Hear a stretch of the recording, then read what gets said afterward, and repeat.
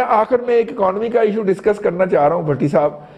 دیکھیے موجودہ ٹینشن کے اندر ہمیں پتہ نہیں چلا اسحار رانا صاحب کہ ایف اے ٹی ایف نے ہمارے کیا وارنٹ نکال دیے ہیں.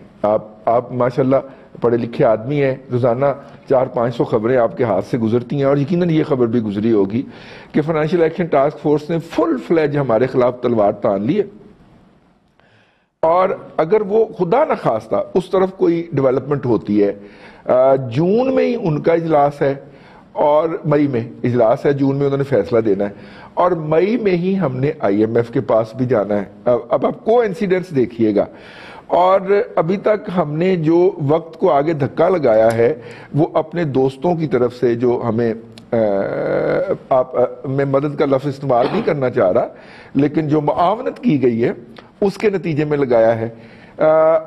ابھی تک ہمارا جو 247 ارب روپے کا شارٹ فال ہے تقریباً پچھلے 7 مہینے کا ریونیو کلیکشن کے اندر, مطلب ہمارا ٹوٹل شارٹ فال جو ہے وہ 400 ارب روپے پہ چلا جائے گا, ہم اپنے ٹارگٹ سے نیچے ہوں گے. ایسی صورت کے اندر ہمارے اقتصادی اشاریے وہیں پہ کھڑے ہوئے ہیں, وے فارورڈ کیا ہے؟ دیکھیں جتنی تیزی سے ہم نے ابھی پچھلے 1 ہفتے کے اندر ان تنظیموں کے خلاف ایکشن لیا ہے اور گرفتاریاں کی ہیں, مدرسوں پہ قبضہ کیا ہے اور باقی معاملات, اور یہ سندھ کے پی کے سب جگہ پہ طرح ہوا ہے, اس سے آپ حالات کی سنگینی کا اندازہ کر سکتے ہیں. بالکل ٹھیک, کتنی سنگین ہے. ادروائز میں نہیں سمجھتا کہ حکومت یا ہمارے کوئی ادارے جو تھے وہ اس حق میں تھے کہ ان لوگوں کو اس طرح ٹریٹ کیا جائے. وہ ہمارے ہی پیارے ہیں سارے تو, لیکن اس کے باوجود جب اس طرح کرنا پڑا. آپ کی مسکراہٹ بہت خوبصورت ہے ویسے, میں نے دیکھا, تو اب دیکھیے آپ جب جماعت الدعوہ پہ پابندی لگائیں اور ملی مسلم لیگ پہ نہ لگائیں تو وہ سیاسی ونگ ہے نا. نہیں دیکھیے سیاسی آپ کی بات کون مانے گا یار, سیاسی جماعت ہے نا, ہم تو وہ سیاسی جماعت ہے, وہ الیکشن کمیشن خود نپٹے گی اس سے. لیکن اصل چیز یہ ہے کہ ہم نے اپنا ہوم ورک جو ہمیں نظر آ رہا تھا, ہم نے وہ تمام چیزیں کوشش کی ہے کہ جتنی جلدی ہم کر سکتے ہیں ہم انہیں کر کے قابو پانے. اور یہ جتنی تیزی سے سارا کچھ ہو رہا ہے, مجھے فیل ہوتا ہے کہ ان کی کہیں پہ ان کے ساتھ کوئی انڈرسٹینڈنگ ڈیولپ ہو چکی ہے, اور یہ وہ تمام چیزیں جو ان کی ڈیمانڈز ہیں یہ اس پہلے کر کے مارچ میں شاید رپورٹ اینڈ پہ انہوں نے جمع کرانی ہے, مارچ کے اینڈ پہ رپورٹ جمع کرانی یا اپریل کے شروع میں. ہاں, تو یہ اس سے پہلے اپنا یہ سارا کر لیں گے. لیکن میں اپنی کہہ رہا ہوں کہ یہ سب آئی واش ہے, کچھ نہیں ہونا, کچھ دنوں بعد پھر سب چیزیں ویسے ہو جائیں گی. ہم ایک کرائسس میں ہیں, اس سے نکلنا. جو آپ نے آپ کی یہ بات جو ہے نا, اس سے اس وقت بہت سارے لوگ اختلاف کر رہے ہیں کہ اس دفعہ وہ نہیں ہو سکنا جو ہم پہلے کرتے رہے کہ کچھ نہیں ہونا, وہ بالکل, اور باقی چیزیں پھر نارم آ جاتی ہیں. سنیں دیکھیں 2 چیزیں.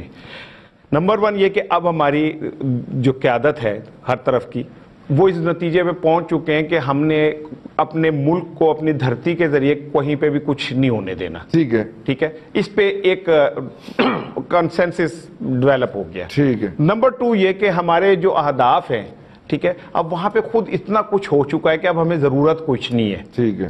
الحمدللہ میں انہیں سلوٹ کرتا ہوں ان لوگوں کو جنہوں نے وہ آزادی کی جنگ اب خود لڑ رہے ہیں. جی بالکل. اسی چیز یہ کہ اب ہم جس ایرا میں داخل ہو رہے ہیں, ٹھیک ہے, یہ ایک پراسپیرٹی کی طرف جانے کا حسن ظن رکھنا چاہیے نا رضی صاحب. بالکل رکھنا چاہیے. ٹھیک ہے, ایک پراسپیرٹی کی طرف. اپنے وطن کے بارے میں ہم حسن ظن نہیں رکھیں گے تو کون رکھے گا. تو میں یہ سمجھتا ہوں کہ اب ہم ایک, اور پھر چوتھی چیز کہ پہلی دفعہ ایسا ہوا, میں نے تو اپنی لائف میں نہیں دیکھا تھا کہ کبھی اس طرح بمبئی اٹیک ہوا, ساری دنیا کھڑی ہو گئی جی پاکستان پاکستان پاکستان. دیکھیں کچھ چیزوں کو نا ہمیں اچھے دل سے تسلیم کرنا چاہیے کہ ہم آہستہ آہستہ وہ جو دھبے داغ ہمارے پہ لگے ہوئے تھے نا, ہم اسے نکل آئے ہیں. ہم اس دھبوں سے نکل آئے ہیں, وقت کم رہ گیا. بھٹی صاحب دیکھیں رضوان صاحب, پاکستان کے اندر ایک چیز کے اوپر تو پہلے سے طے ہے کہ اب جتھوں کے ذریعے یا مسلح تنظیموں کے ذریعے اور ہتھیار کے ذریعے جو پریشرائز کرنا یا ایکٹیویٹیز کرنا ہے وہ نہیں ہوگا. اور اس کے لیے بہت سارا کام پہلے سے ہوا, بہت سارے دفاتر پہلے سیل کیے گئے, ختم کیے گئے. کچھ یہ جماعتیں تھیں جن کا وجود, جن کو ابھی قلعدم کیا گیا یا جن کے اوپر کارروائی کی جا رہی ہے, یہ وہ تھی جو پاکستان کے اندر کاروائی نہیں کرتی تھیں، یا باہر بھی ان کے خلاف کوئی ٹھوس شواہد موجود نہیں تھے کاروائی کرنے کے. اب ان کے خلاف بھی ریاست کام کر رہی ہے ان کو ڈسمینٹل کرنے کے لیے، اور میرا خیال ہے کہ یہ ڈسمینٹل ہو جائیں گی، کیونکہ اس وقت پولیٹیکل ول ہے، کنسنسس ہے، اور ان کی لیڈرشپ کو بھی کنوے کیا گیا ہے کہ کیا کیا مسائل جو ہے وہ درپیش ہیں.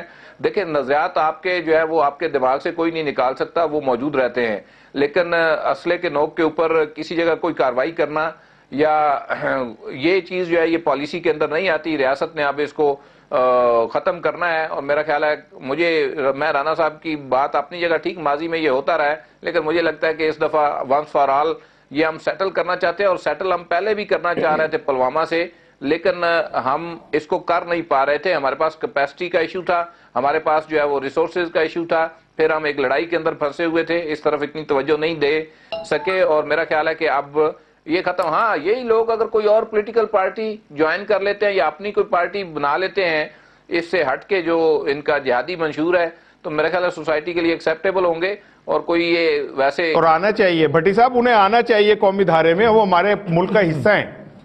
بھٹی صاحب وہ مان لیں گے جن کے لیے ہم سارا کچھ کر رہے ہیں. ری ایبلیٹیشن ہم نے ان لوگوں کی بھی کی ہے جنہوں نے ریاست کے خلاف جو ہے وہ ہتھیار اٹھائے تھے، اور ان کو 4-5 سال 8 سال اور بعض کو 10 سال جو ہے وہ سینٹرز کے اندر رکھا گیا، اور ری ایبلیٹیشن کے بعد واپس جو ہے گھروں کو بھیج دیا گیا. Subscribe now and press the bell icon. Never miss an update.